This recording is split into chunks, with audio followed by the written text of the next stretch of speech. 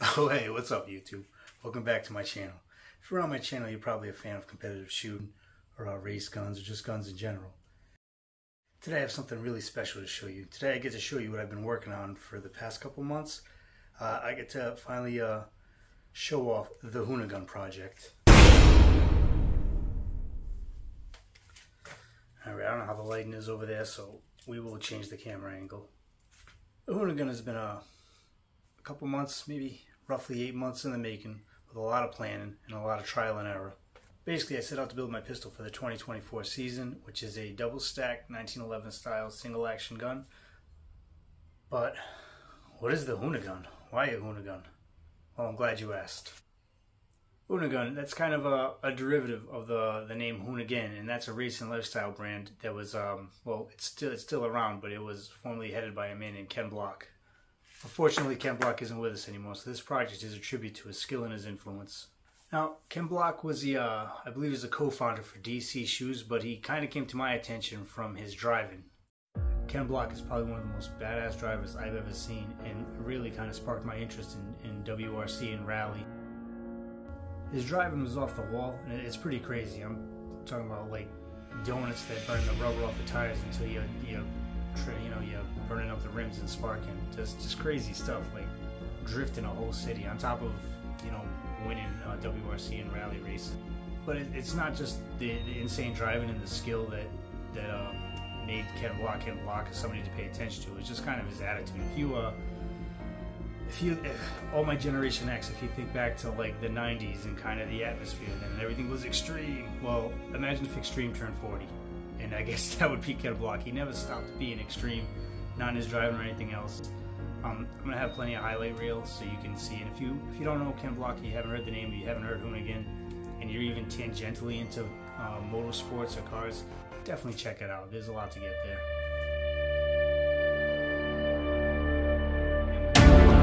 Is a tribute to number 43. Alright, so what was my intent with this build? If you guys have been following the channel, you know that I've been primarily shooting 2011s, double stack 1911, single action, whatever you want to call it.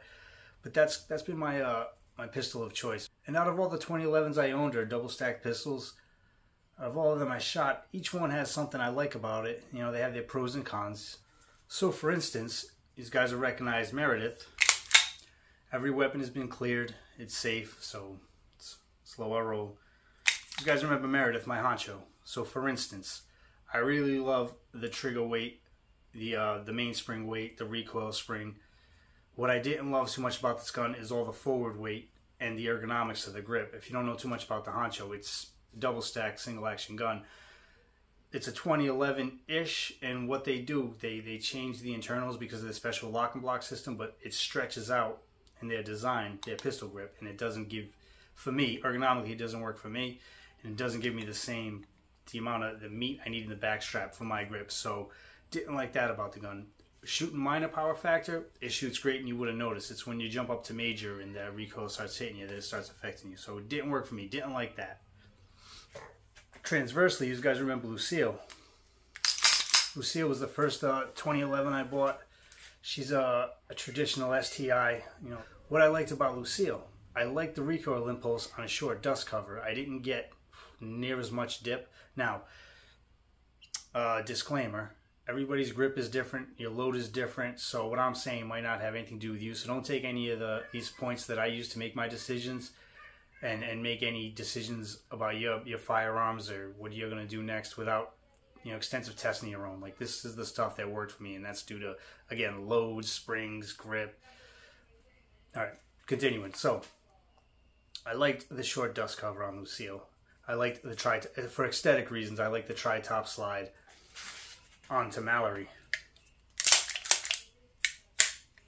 So, Mallory is I bought her used and I got her for a great price. She's one of the first pistols that I really felt comfortable tinkering with. The first gun that I really went in and kind of started playing with the guts. And I found there's a kind of a formula I liked as far as my trigger length, like how far my trigger is, my trigger return. So if you go the CS spring on a 1911, 2011 style pistol, the middle leg, like there's a certain amount of forward play I like to have on that, to have just the right amount of pressure back and return, and that's totally totally removed from what the trigger weight is. Although it can add to trigger weight, it's very complicated. I realized where I really liked my trigger to be. Other things that I from shooting this gun that I said I gotta have that on my next gun was the Dawson Ice magwell. I love having that big fat race magwell. It almost guarantees a hit every time. Things that I've been doing at this time to my pistols is I've been using the Dawson extended mag button. I've been using the Atlas safeties, but at this point I was shaving them down because my grip wasn't working well with them. As far as with 2011 safeties in general, I was kind of knocking them onto the safe position because my grip was still a little wonky from shooting strikers for a while. So I use the Atlas high angle thumb safety on all my guns at this point, but I've been shaving them down. That gets us to Samantha. Samantha is my carry gun. Now, before you guys freak out, they're dummy rounds. You know, relax. You're safe behind the camera. Nothing will happen to you behind the camera, I promise. Those are just dummy rounds. All right, so what I like about Samantha. So I've been shooting Samantha in competition for about a year now. She's real fun to shoot. As far as like I guess production 1911 would go, 2011 would go, she shot great. We had a little breaking period, and then I started to adjust, but I used her as a little bit of a learning curve too. A lot of stuff I did to Mallory, I did to Samantha to kind of test out to see, like, did it only work in that gun? Is it going to work in every 2011 I use? And I did the same thing with the trigger weights and all, and the trigger distance and the springs and the weights.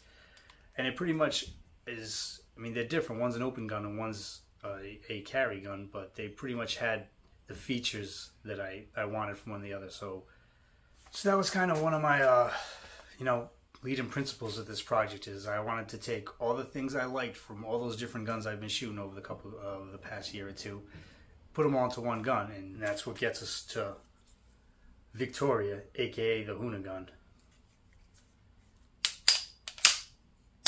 All right, story time. Yeah, it's complicated. It's difficult to build that kind of gun. It's a big learning curve. There's a lot of mistakes that could be made. Potentially very expensive if you mess something up, and just very expensive in general. I didn't save any money building over buying. So why? Why did I choose, instead of just go on the Atlas website, ordering a Staccato XL, or what is this, Crane Customs, Venom Customs, McLaren Customs? There's so many companies. What, MP?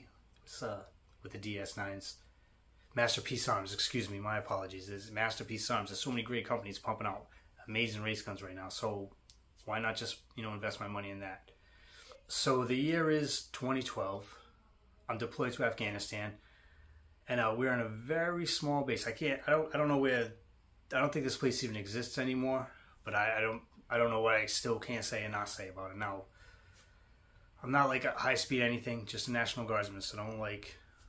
It's just where we got deployed. So don't read too far into some of the verbiage I use. But we're in a very small post. Mission is specifically to train the Afghan.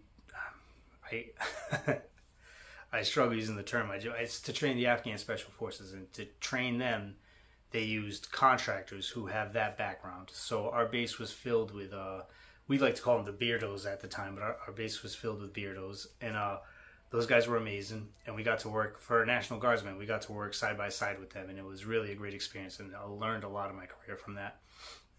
One of the parts of our mission, besides convoy security, getting these guys back and forth to different runs, just not missions, just like administrative stuff like that. You want to pick up, a crate of, energy drinks or something dumb. But what else we do? We base security. But my favorite mission we provided for them was the PSD mission. So if you remember at the time, 2012 and then the 2013, the green on blue was a big thing.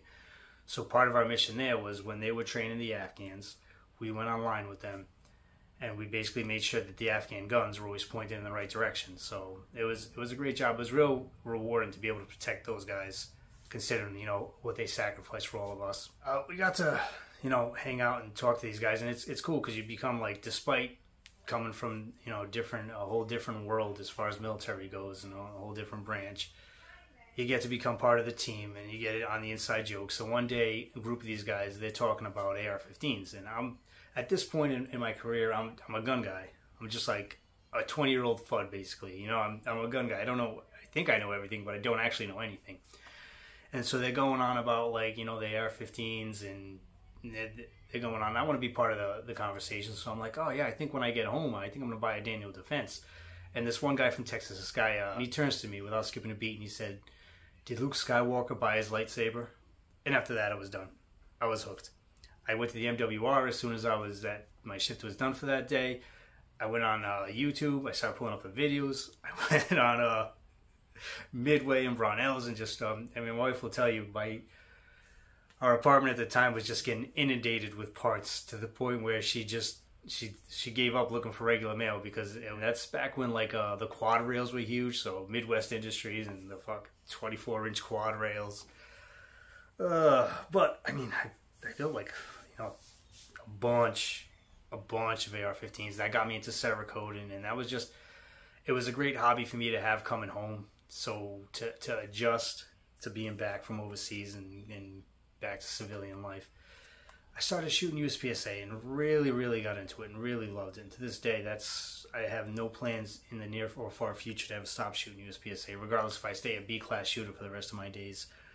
But I've always had in the back of my head, basically, like, the minute I learned how to build an AR-15, I never bought another one. And I always kind of had in the back of my head, like, you know, I want to build my gun, the gun I race with. I want to be the guy who built it.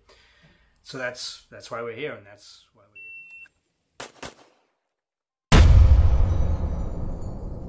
All right, let's start at the top. Let's start with my choice of optics. Now you recognize this. It's the Holosun 507 Competitor. It's a big window. It sits low. It's pretty much everything you'd want in a competition optic. I got really lucky, and I was able to pick that up, and yeah, it's everything I wanted in the optic. Another thing I was looking for that I wasn't able to achieve, unfortunately. So if we go back to the pros and cons for my previous guns, on my Staccato, on Samantha, it sits a Romeo 1 Pro. Now, you'll say, why would you want to use a Romeo on a carry gun? Because their their durability isn't the best if you go to, like, the white papers. But a Romeo 1 already sits pretty low by itself. It's a low base, and it's a direct cut for the delta point footprint, which the Romeo uses. So that means my dot is basically right over the slide. I don't if I used iron sights on these things, I wouldn't have to I would already co-witness with the factory iron sights. So that's nice. Preferably, you'd like to get it closer to the bore. And then that's unfortunately one thing I couldn't achieve, is that I used the Dawson plate, and I found better plates after the fact, but I already had my slide milled for the Dawson plate, so I had to use the Dawson plate. And it sits a little, it picks it up a little higher than I want. It doesn't take advantage of the fact that the 507 already sits deep. Alright, so we're going to get into the slide weight and the overall weight. And the prevailing wisdom as of recently has been the weight is better to have more weight in the back, in the grip area. That's where all these steel grips come from. One of their benefits is it adds weight to the back because of the fulcrum lever of the gun chute and all that. You guys can look that up. So I've even done a video in the past where I break down, I think it was Meredith, my honcho. I broke her down and weighed everything because to see what the weights were without any ammo, unloaded.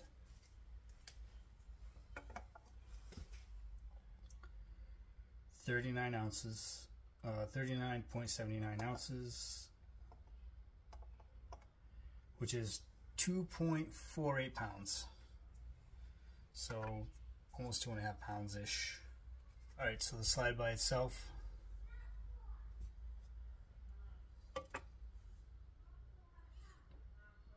.13 ounces, 13.05, 13 ounces. So not even a pound on the slide. When I weighed the honcho slide, that was somewhere 9.5 ounces, so not as light as the honcho slide, because the honcho is whole different schematics. It's shaped different. It's not even shaped like a 2011, but 13 works. 13, I believe 13's on the light side. All right, that brings us to the hammer.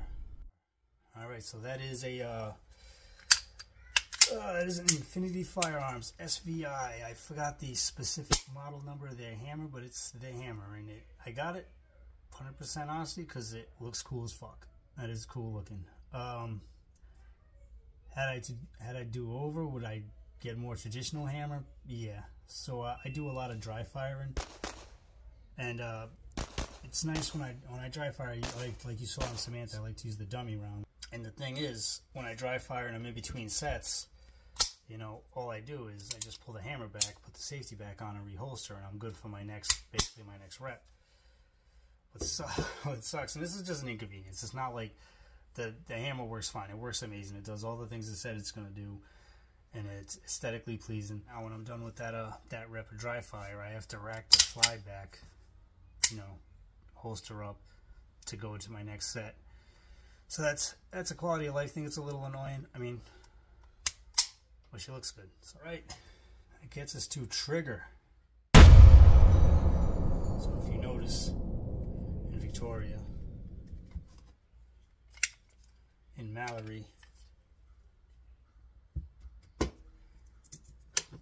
and in Samantha, my triggers are all pretty identical. I use the Atlas AGW trigger. I guess it's being redundant. I use the AGW trigger. And what looks like is more popular is the triggers to be further back. I see a lot of guns like this, a lot of race guns. It's I think the more popular way to go about it as far as trigger placement. I see most guns like that, and I couldn't tell you why. Like, I'm sure there's a good reason behind it. I'm not shitting on having a trigger that close. There probably is a very logical reason behind it. But why do I have my triggers further out? Well, I don't have big hands, but I have long fingers. And I find that if I use a full plastic STI grip, and I use the triggers like this, like when you're really going ham and you're really getting into it and you're in the middle of a stage, I will hit the back of the wall less. Like, meaning when I press the trigger, I'll stop. My trigger press will stop before the trigger, you know, I hit the back before I'm full. Like, I usually, because of the distance to the trigger and the amount of forward play I have on that middle leg of the CF spring, I'm less likely to hit the wall. So that's what works for me as far as triggers go. As far as the Atlas trigger, well, I recommend it. Yeah, Atlas makes great parts. If you're trying to, you know, upgrade or build a 2011 or a double stack from scratch, you'd be remiss to skip over Atlas and their parts. I'm not sponsored by Atlas. I wish I was. Call me up. But they do make great parts. Next is a good one. Next is the grip. So, again, the prevailing wisdom and what a lot of people do, and again, this is not right or wrong, it's all preference, and there's pros and cons to every choice you make. It's like stuff is like an RPG, you know what I mean? If you play an RPG, you buff a little, we put one stat up and another stat drops a little bit. The whole thing works like that. So there's no solutions, there's only compromises. But the prevailing wisdom is steel grips.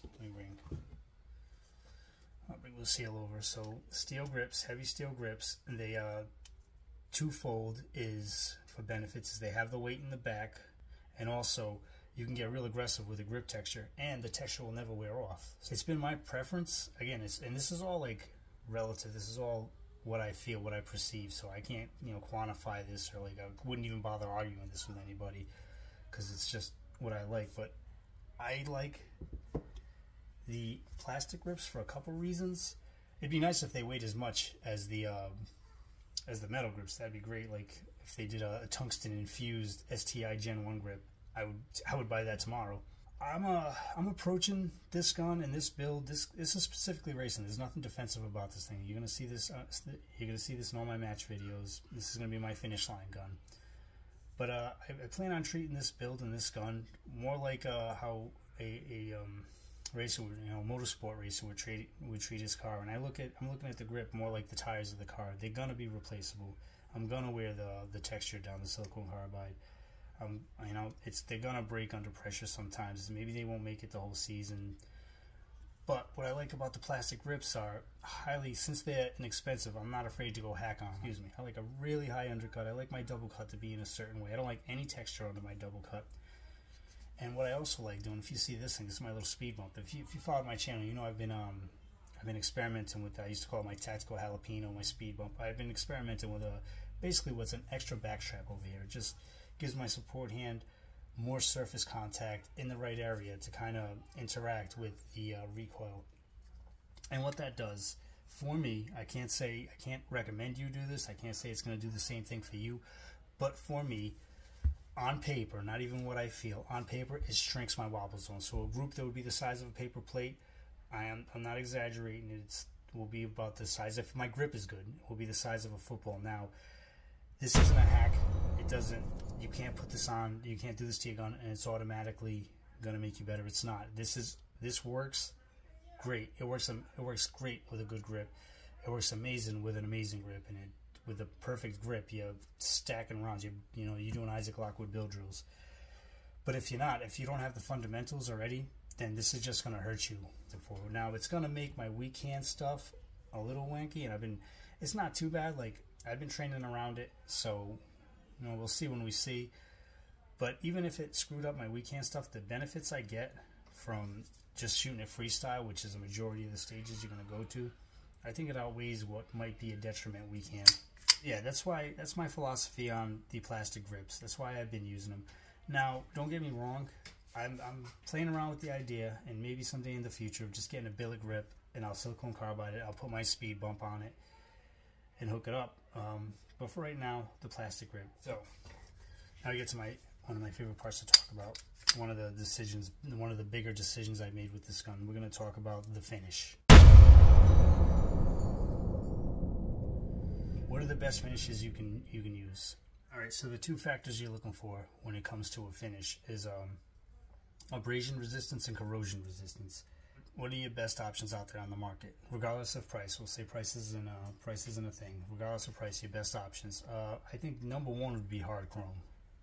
Hard chrome would be your best option. It's the most durable that I know of, the most durable finish, with DLC coming in second, and maybe PVD afterwards. What did I go with? I went with Cerakote.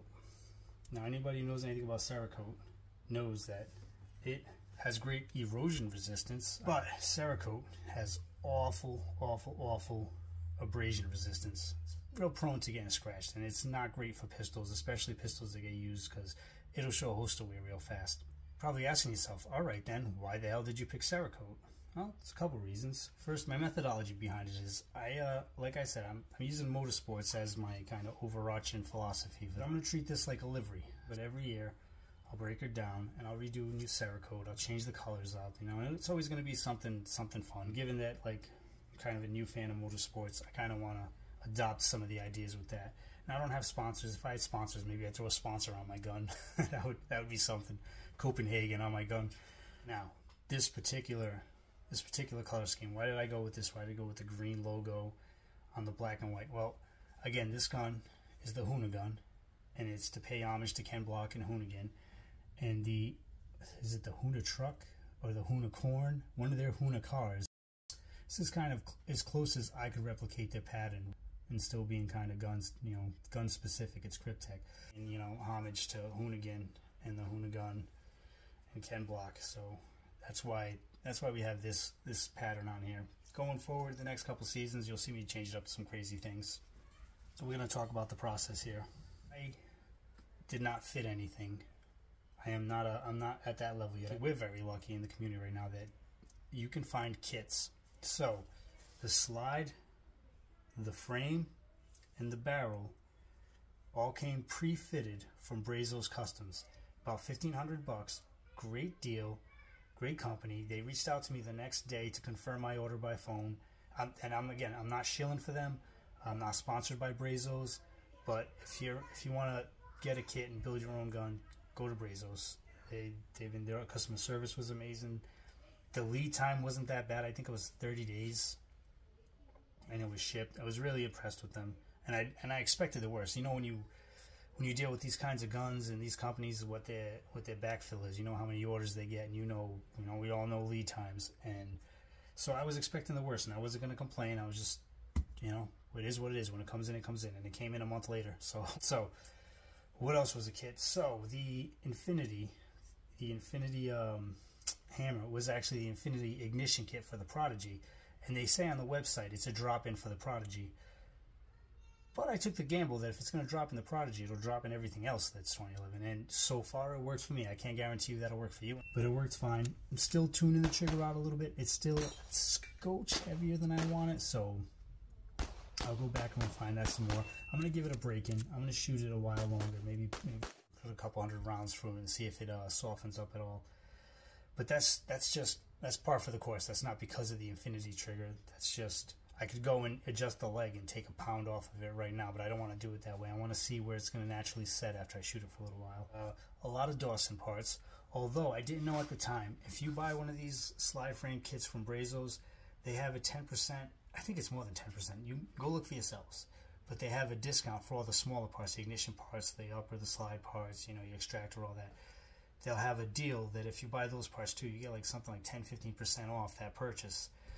Brownells, Fusion Firearms, they have a great YouTube channel where you can learn a lot about working on these guns, but they have a firing pin plate, a drop-in one. Alright, so the ejector came, and I knew you had to tune the ejector, but I didn't know just how much you had to tune it, so I got the ejector, and I just straight installed it. Excuse me, I got the extractor, and I just straight installed it, and it did not extract. But that was a fun learning thing, and that was something that was satisfying to do it on your own, because, of course, your first time I overdid it, so now it was too much of a tight extractor, so I had to come back and bend it back in the other direction, and I found that perfect middle ground. One part that I was super apprehensive about, super anxious about, was the blending.